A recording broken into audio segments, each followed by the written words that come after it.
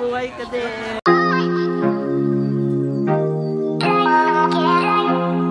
Magpapasaya na naman ang Kim Pao kasama ang ASAP team sa Vancouver, Canada. Marami na naman tayong mga kilig performance na ating aabangan lalong-lalo na sa Kim Pao.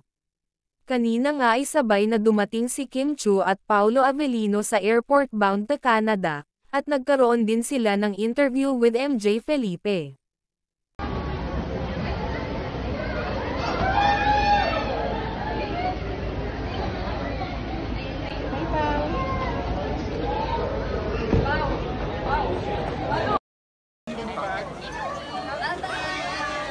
Kimi! Ay, hello! Mabuhay ka! Buhay ka din.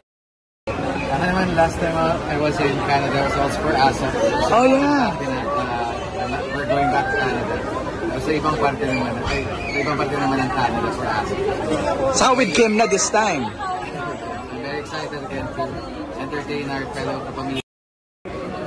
Are you excited for ASAP in Vancouver? Yes, oo naman. Kasi this time around, twice lumabas ng bansa ang ASAP. Tama.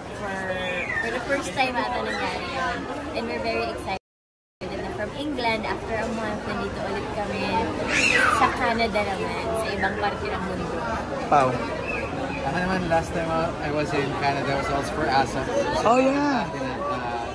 We're going back to Canada. Sa ibang parte naman ng Canada for ASAP. So how with Kim na this time? I'm very excited again to entertain our fellow kapamilya here in Canada and to bring joy sa mga Pinoy. Talaga namang excited daw si Paolo with Kimi, kung saan, ay sabay na sila papunta ng ibang bansa at syempre tabi din sila uupo sa airplane, nakakakilig talaga.